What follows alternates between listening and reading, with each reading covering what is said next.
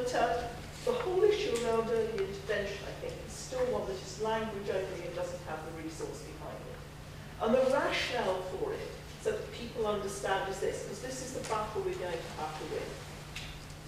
If you propose a programme and it is costly, and frankly, I know we all say resources don't matter, but you know, there is a fairly high cost attached to the various kinds of structures and interventions that we talk about.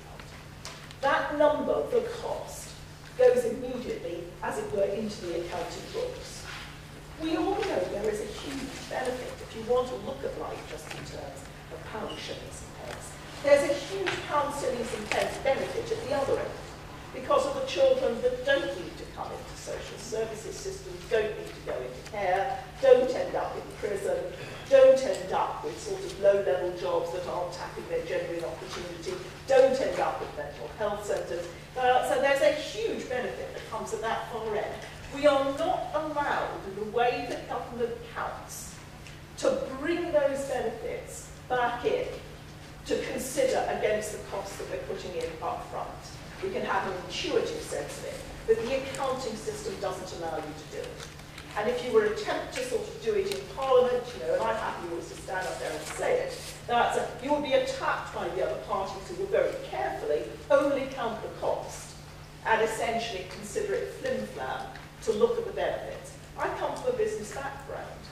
No business would ever invest if you weren't allowed to estimate that the future economic benefits of your investment. Indeed, it's the basis on which all of business works, but it's not the way in which government works.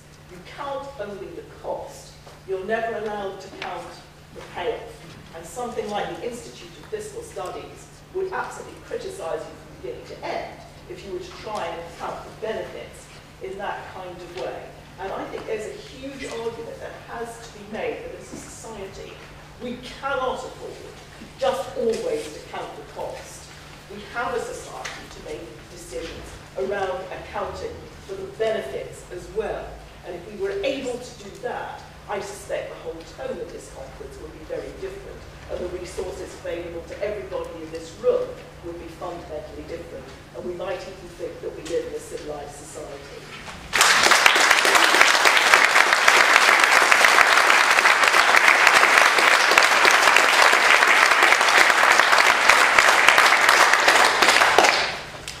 Thank you, Susan. I mean, wish we could put you in charge.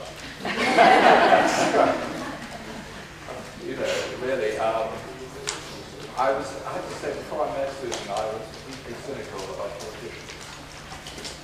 But there really are some politicians who do care and who really understand the nature of these problems and want things to change. I feel she is one of them. And you outline system failures, areas of, in a way, the whole attitude that needs to change, rather than piecemeal. It's really a different way of looking at the whole problem and realizing it's a complex problem that one has to put in therapeutic work for it. And that's very difficult, time consuming. And the system doesn't necessarily allow for that. You have to make decisions. Are there any points before we break that you want to make at this point? Stand at the back, yes. My name is John Morris. I'm a psychoanalyst and I work as an expert. Last week you mentioned that she thought, on the basis of what local authorities thought, it was a huge mental health problem. I think whilst that may be true, in my experience, the main mental health problem in children in need and families in difficulty are in the area of personality disorders and personality difficulties. And that's not only difficult to diagnose, it's difficult to understand, and it's very difficult to treat, if at all possible sometimes. And so it's not something that can just be referred quickly or easily for mental health treatment. And that, I think, is the problem that lies at the root of a lot of mental health difficulties, personality disorder and difficulties. Well, we do now have nice guidelines for the personality disorders, and we're very clear about the need for intensive treatment, minimum 3 months, preferably twice a week, from a variety of different approaches, including psychoanalytic, CBT, a variety. There's evidence for all of them, but it's quite clear that you need intensive help in order to treat people with personality disorders. And that is nice. It's normally not so nice. But, I think we better, at this point, lots been raised, and lots have been bubbling, and I hope in the groups